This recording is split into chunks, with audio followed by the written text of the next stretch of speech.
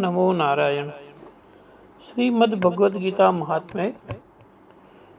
श्री पृथ्वी देवी ने पूछा, हे भगवान, हे परमेश्वर, हे प्रभु, प्रारब्ध कर्मों को भोगते हुए मनुष्य को कनिष्ठ भक्ति कैसे प्राप्त होती है?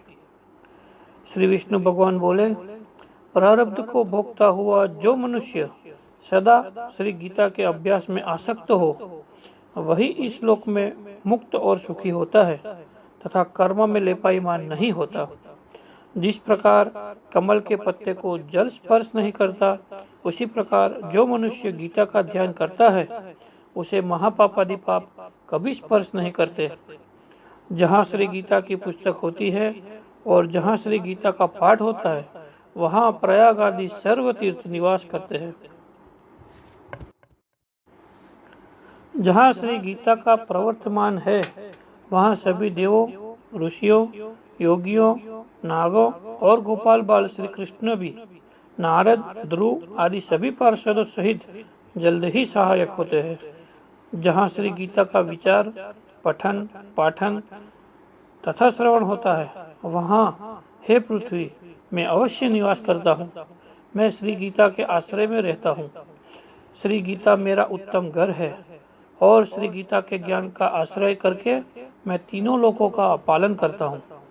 श्री गीता अति अवर्णनीय पदों वाली, अविनाशी, अर्धमात्रा तथा अक्षर स्वरूप, नित्य, ब्रह्मरूपिणी और परम श्रेष्ठ मेरी विद्या है, इसमें कोई संदेह नहीं। वह श्री गीता चिदानंद श्री कृष्ण ने अपने मुख से अर्जुन को कही हुई तथा तीनों वेद स्वरूप, परमानंद स्वरूप तथा तत्वरूप पदार्थों के ज्ञान से युक्त है। जो मनुष्य स्थिर मन वाला होकर नित्य श्री गीता के 18 अध्यायों का जप पाठ करता है, वह ज्ञानस्थ सिद्धि को प्राप्त होता है और फिर परम पद को पाता है। संपूर्ण पाठ करने में असमर्थ हो तो आधा पाठ करे, तो भी यह गाय के दान से होने वाले पुण्य को प्राप्त करता है, इसमें संदेह नहीं है। तीसरे भाग का पाठ करे तो गंगा स्नान का फल प्राप्त करता है और छठवें भाग का पाठ करे तो सोमयाग का फल प्राप्त होता है।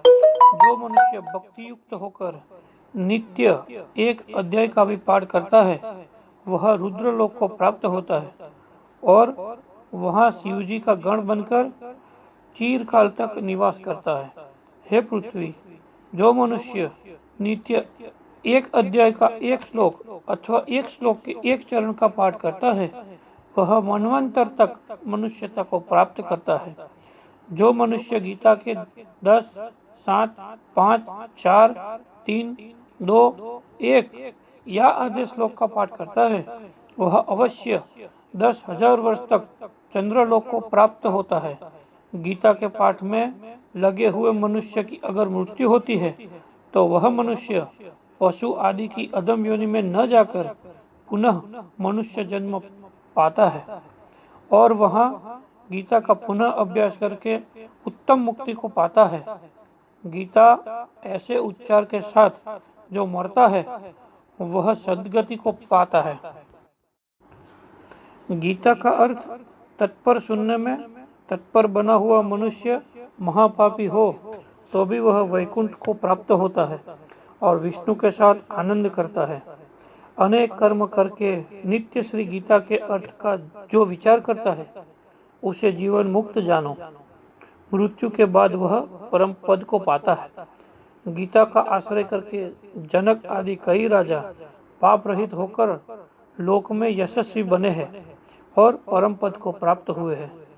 श्री गीता का पाठ करके जो महात्म्य का पाठ नहीं करता है, उसका पाठ निष्फल होता है और ऐसे पाठ को श्रम रूप कहा है।